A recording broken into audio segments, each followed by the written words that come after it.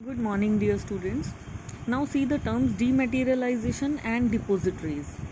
All trading in securities is now done through computer terminals.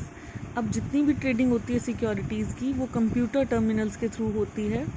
Since all systems are computerized, buying and selling of securities are settled through an electronic book entry form.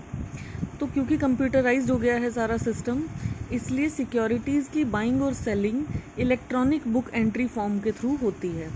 This is mainly done to eliminate the problems like theft, fake और forged transfers, transfer delays and paper work associated with share certificates और debentures held in physical form. ऐसा इसलिए किया गया ताकि जो problems paper work में आती थी, जब हम शेयर्स को या डिबेंचर्स को फिज़िकल फॉर्म में यानी पेपर की फॉर्म में रखते थे तो कुछ प्रॉब्लम्स आती थी, जैसे चोरी हो जाना या फेक पेपर्स बना देना या फेक ट्रांसफ़र दिखा देना या चीज़ों को ट्रांसफ़र करने में डिले होना. ये सारी प्रॉब्लम्स को एलिमिनेट करने के लिए ये सारा सिस्टम जो है अब इलेक्ट्रॉनिक कर दिया गया है. This term is called dematerialisation. थोड़ा और एक्सप्लोर करते हैं इस टर्म को.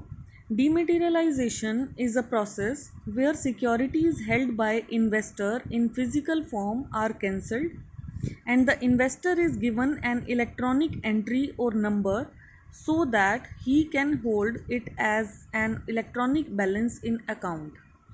Dematerialization एक ऐसा प्रोसेस है जहां इन्वेस्टर की जो सिक्योरिटीज़ फिज़िकल फॉर्म में हुई करती थी वो कैंसिल कर दी गई. मीन्स अब वो पेपर की फॉर्म में नहीं होती और इन्वेस्टर को एक इलेक्ट्रॉनिक एंट्री या इलेक्ट्रॉनिक नंबर दिया जाता है ताकि वो अपना जो सिक्योरिटीज़ का बैलेंस है वो उस अकाउंट में इलेक्ट्रॉनिकली देख सके.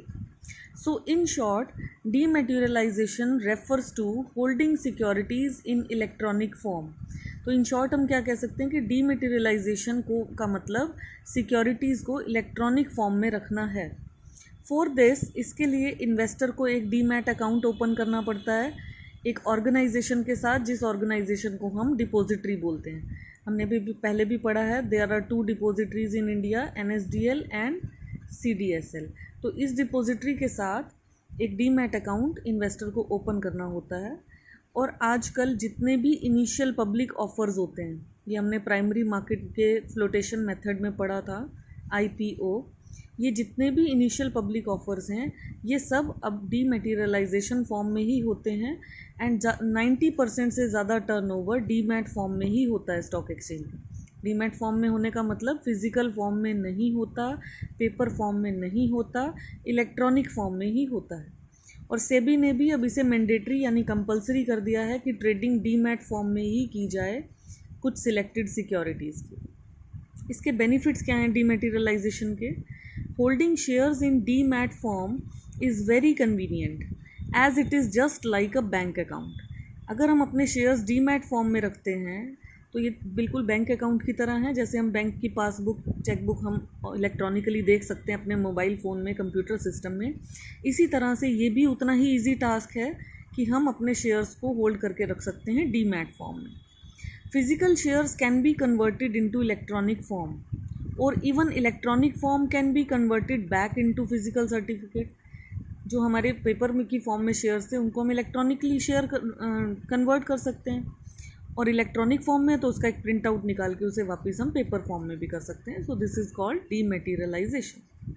These demat securities can even be pledged और मोर्गेज्ड टू गेट लोन्स. जैसे शेयर्स हमारे पास पेपर की फॉर्म में थे तो हम शेयर्स देकर गिरवी रख के लोन ले सकते थे. तो इसी तरह से डीमैट सिक्योरिटीज़ को भी हम प्लेज कर सकते हैं, मोर्गेज कर सकते हैं लोन लेने के लिए. There is no danger of loss, theft और forgery of share certificates. Dematerialisation में फ़ायदा क्या है? ना तो चोरी होगी, ना नुकसान होगा और ना ही कोई फ्रॉड होगा, क्योंकि वो सारा इलेक्ट्रॉनिक फॉर्म में सेव्ड है हमारे पास data. It reduces paper work, इससे पेपर वर्क कम हो गया. It is brokers responsibility to credit the correct number of shares in the investors account.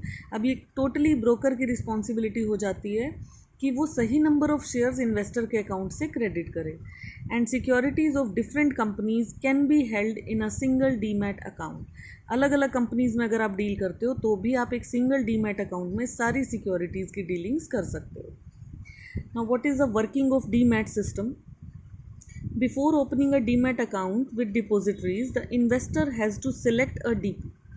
जब हम डीमैट अकाउंट खोलते हैं, हमने प्रोसेस में भी ये सेकंड पॉइंट में पढ़ा है, तो सेकंड पॉइंट से पहले फर्स्ट स्टेप क्या था कि हमें एक डीपी सिलेक्ट करना है, यानी एक ब्रोकर सिलेक्ट करना है, यानी कि एक डिपॉजिटरी पार्टिसिपेंट सिलेक्ट करना है। डीपी कौन है? He is the agent of depository.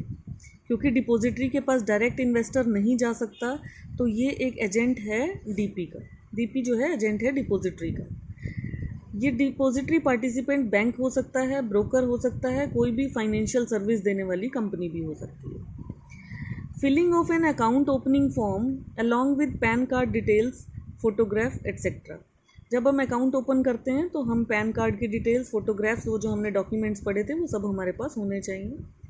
The physical share certificates to be given to DP along with a request form for dematerialization। अगर आपके पास पहले से पेपर फॉर्म में शेयर्स हैं तो वो DP को दिए जा सकते हैं, यानी अपने ब्रोकर को या पार्टिसिपेंट को दिए जा सकते हैं एक रिक्वेस्ट फॉर्म के साथ कि वो उसे डीमेटेरियलाइज कर दे, यानी वो उसे इलेक्ट्रॉनिक फॉर्म में कन्वर्ट कर दे।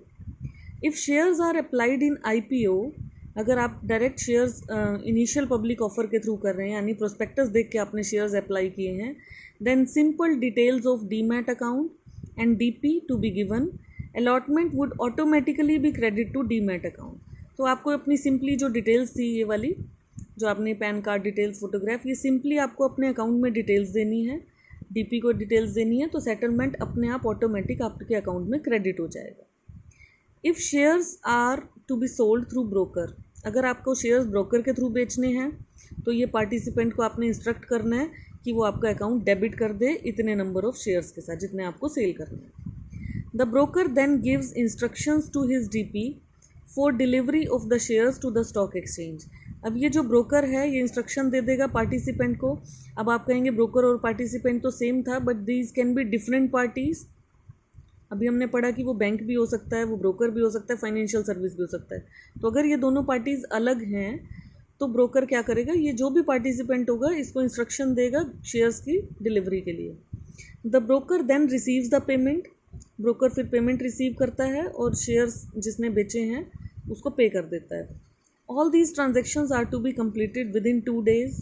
ये सारी ट्रांजेक्शन्स 2 दिन के अंदर हो जानी चाहिए, शेयर्स डिलीवर हो जाने चाहिए। मतलब payment received from buyers as settlement period is T+2 days। Transaction plus 2 more days का जो सेटलमेंट पीरियड है उसके हिसाब से 2 दिन के अंदर अंदर सारी ट्रांजेक्शन्स हो जानी चाहिए।